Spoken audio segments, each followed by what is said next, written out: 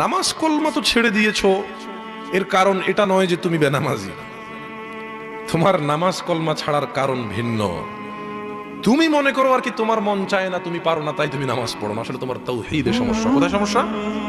মানে আল্লাহ, কে?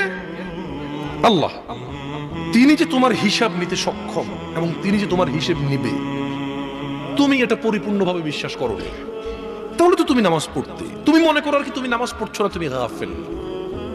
এই জন্য তোমাকে বলেছি আল্লাহকে ভয় করতে হবে। ফর এক্সাম্পল, আল্লাহ নামাজ ফরজ করেছে। কে নামাজ ফরজ করেছে? আল্লাহ। মুয়াজ্জিন আজান দেয়, তুমি নামাজ পড়ো না। তুমি মনে করো তোমার দান সাদাকা তোমাকে উদ্ধার করবে, তোমাকে ভুল শিখিয়েছে। আমি মানুষ, ছোট হতে পারি, শোনো, জোর জবরদস্তি করে কিছু কথা আমাকে শুনিয়েও দিতে পারো, এখান থেকে নামিয়েও দিতে পারো। বলছি না তোমরা নামাবা, বাট এটা পারো। তবে মনে রাখবে, কথা যেটা বলে সেটা উল্টাতে পারবে না। কেন পারবে না জানো? কারণ এই কথা উল্টানোর জন্য তোমাকে কথা থাকতে হবে। মনে রাখবে, তোমার দান সাদাকা হিসেবই হবে না। তুমি কি মনে করো হিন্দু লোককে আল্লাহ প্রশ্ন করবে কিয়ামতে, এ হিন্দু, এতগুলা বুতকে পূজা করছিস, ঠিক আছে বল নামাজ কেন পড়িসনি?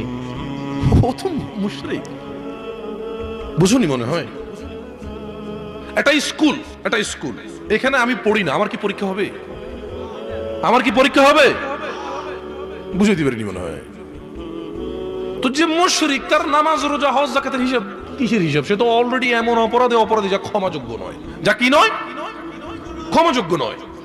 একজন বেনামাজি মানুষ, সে মনে করে নামাজ না পড়া শুধু নামাজ না পড়া, অথচ আল্লাহর নবী, যে একটু আগে বললাম, আল্লাহ বলেছে যদি তোমরা আল্লাহর ভালোবাসা পেতে চাও তাহলে রাসূলের অনুসরণ করো।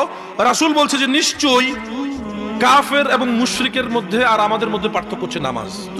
তুমি মনে করো নামাজ না পড়া। ওই যে তুমি খুঁজে পাও না মুসলমান কিভাবে শিরিক করে, এই যে নামাজ না ছাড়লে শিরিক হয়।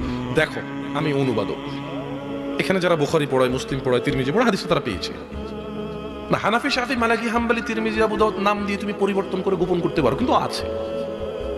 ফয়সালা তো আল্লাহ করবে যে এইভাবে হয় নাকি সিস্টেম, ইসলামকে বিভক্ত করা এবং কিয়ামত দিবসে রাসূলের অনুসরণের বাইরে কোনো অনুসরণের হিসাব নেওয়া হবে কিনা, সেটা তো আল্লাহ ফয়সালা করবে। আমি তুমি এখন